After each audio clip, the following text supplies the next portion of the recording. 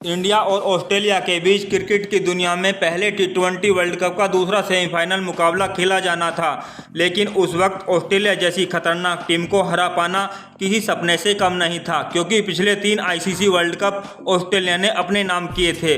पूरा क्रिकेट जगत Australia team को पहले ही 2007 टी20 वर्ल्ड कप का विजेता मान चुका था। ऐसे हालात में टॉस होता है। महेंद्र सिंह धोनी ने टॉस जीत लिया और पहले बल्लेबाजी करने का फैसला लिया।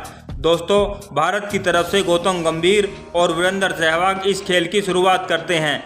गौतम गंभीर ओवर की पहली बॉल पर बाल बजते हैं। फिर जहां गौतम गंभीर को ब्रेटली का आंख दिखाना ऑस्ट्रेलिया की घमंड की गवाही दे रहा था।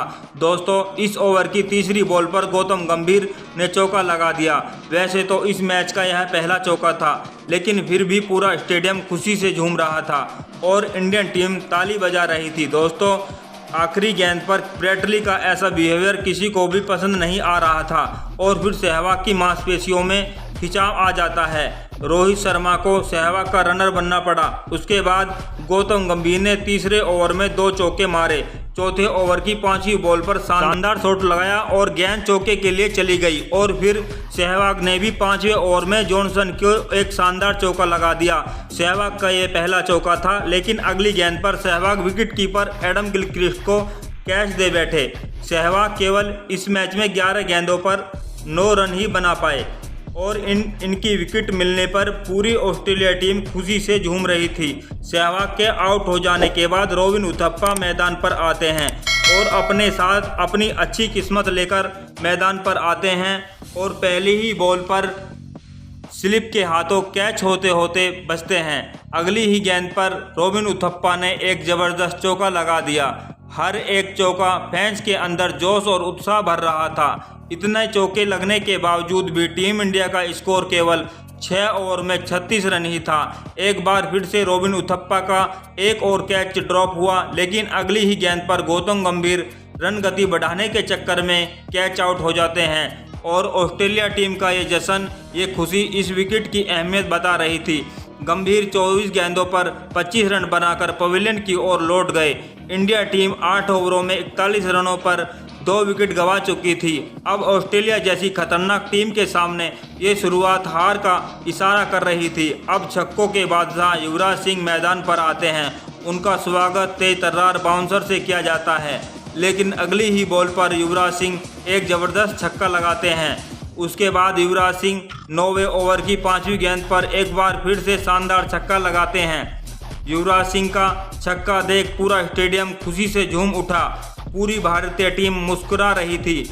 अब टीम इंडिया का स्कोर 10 ओवर में 60 रन हो चुका था।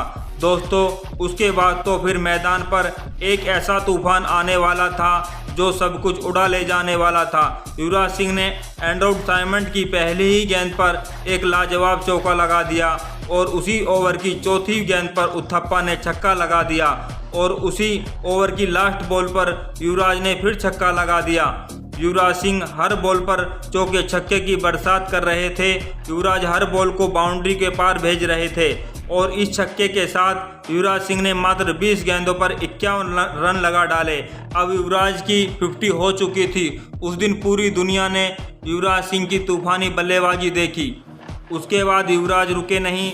जहां भारत का स्कोर 10 ओवर में मात्र 60 रन था, तो वहीं अब 14 ओवरों का स्कोर 10 ओवर में मात्र 60 रन था, तो वहीं अब 14 ओवर में 113 रन हो चुका था और 14 ओवर की पहली गेंद पर उथप्पा ने छक्का लगा दिया और अगली गेंद पर एक और छक्का लगा।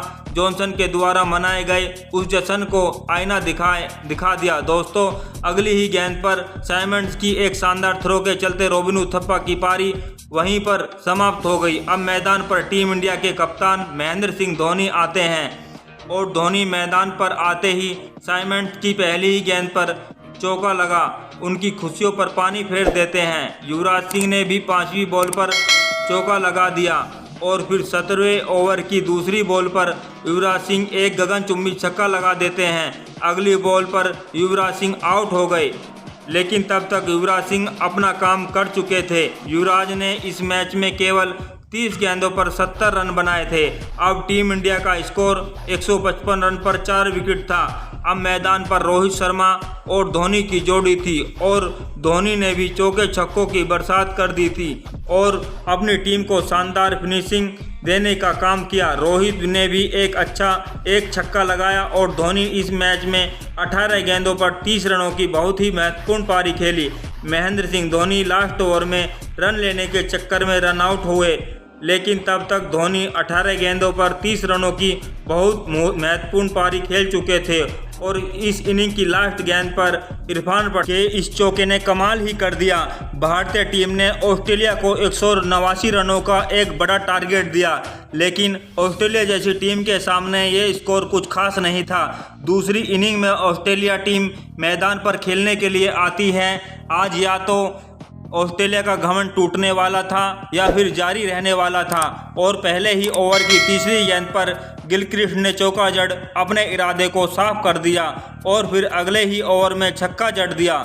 ऑस्ट्रेलिया के दोनों ही बल्लेबाज स्कोर को आगे बढ़ाते चले गए। अब ऑस्ट्रेलिया का स्कोर 6 ओवर में 36 हो चुका था बिना कोई विकेट गंवाए, लेकिन श्रीसंत की एक गेंद ने गिलक्रिस्ट का स्टंप उखाड़ कर रख दिया। श्रीसंत का यह खुशी का इजहार इस विकेट की अहमियत बता रहा था। उसके बाद ऑस्ट्रेलिया के बल्लेबाजों ने चौकों छक्कों की बरसात शुरू कर दी। लगातार ऑस्ट्रेलियन बल्लेबाज भारतीय गेंदबाजों की जमकर धुनाई कर रहे थे। अब ऑस्ट्रेलिया टीम को इस मैच को जीतने के लिए 72 गेंदों पर 125 रनों की आवश्यकता थी। तभी इरफान पठान की एक गेंद पर मरमयूज ने युवराज को कैच थमा दिया। अब मैच एक बार फिर से भारत की तरफ झुक गया। फिर क्रीज पर एंड्रू साइमंड आते हैं। ये बात सबको पता थी कि एंड्रू साइमंड क्या कर सकते हैं, लेकिन जितने भी दोनों टीमों के फैंस इस मैच को देख रहे थे उन सबको अभी डर से मुलाकात ही नहीं हुई थी।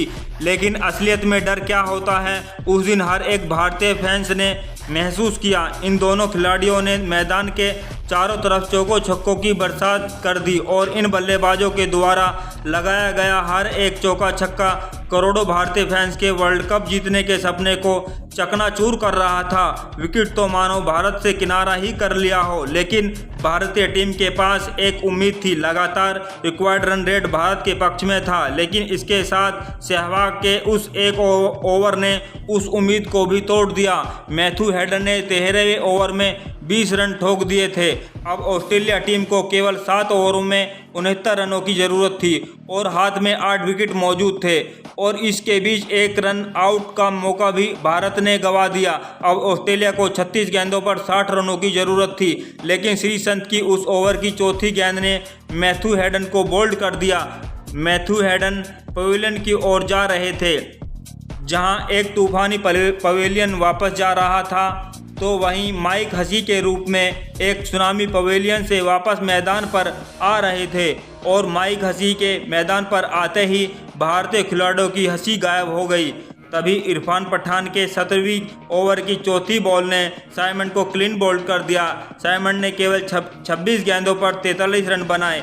एक बार फिर से इस मैच में भारत ने वापसी कर ली, लेकिन अब मैदान पर क्लार्क आ चुके थे। अब ऑस्ट्रेलिया को 18 गेंदों पर 30 रनों की ज़रूरत थी। यह मैच यहां से कोई भी जीत सकता था, लेकिन हरभजन ने 18वें ओवर की पहली बॉल पर क्लार्क को क्लीन बोल्ड कर दिया और पूरी तरह शांत हो चुके स्टेडियम में अकेले ही शोर मचा दिया। पूरी दुनिया को बता दिया कि ये वर्ल्ड कप इतनी आसानी से हम जाने नहीं देंगे और ये वर्ल्ड कप हमारा है। हरभजन ने इस ओवर में केवल 3 रन दिए और अगले ओवर में आरपी सिंह की शानदार बॉलिंग ने ऑस्ट्रेलिया को रन बनाने का मौका नहीं दिया और मात्र 5 रन ही खर्च किए। अब ऑस्ट्रेलिया को यह मैच जीतने के लिए, या फिर ये बोल दीजिए कि फाइनल मैच जीतने के लिए और अपना दबदबा कायम रखने के लिए 6 गेंदों पर 22 रनों की ज़रूरत थी। इंडिया और वर्ल्ड कप फाइनल के बीच खड़े थे। माइक हसी लास्ट ओवर की पहली 2 गेंदों पर कोई भी रन नहीं बना पाए, लेकिन तभी तीसरी बॉल फुलटॉस गई और माइक हसी ने अपने पूरे जोर शोर से हवा में शॉट लगा दिया और युवराज सिंह ने यह शानदार कैच पकड़कर इस मैच को अपनी ओर खींच लिया।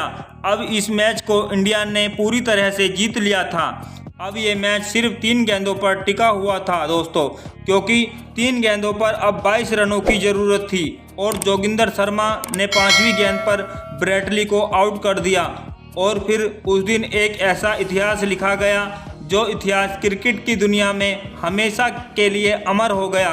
दोस्तों, इंडिया ने ऐसे तोड़ा ऑस्ट्रेलिया का घमंड, और ऐसा घमंड जो काफ़ी दिनों से क्रिकेट की दुनिया पर राज कर रहा था, और इस जीत के साथ भारत ने फाइनल में जगह बना ली। दोस्तों, वीडियो अच्छी लगे तो लाइक करना और चैनल को सब्सक्राइब करना बिल्कुल भी ना भूलें।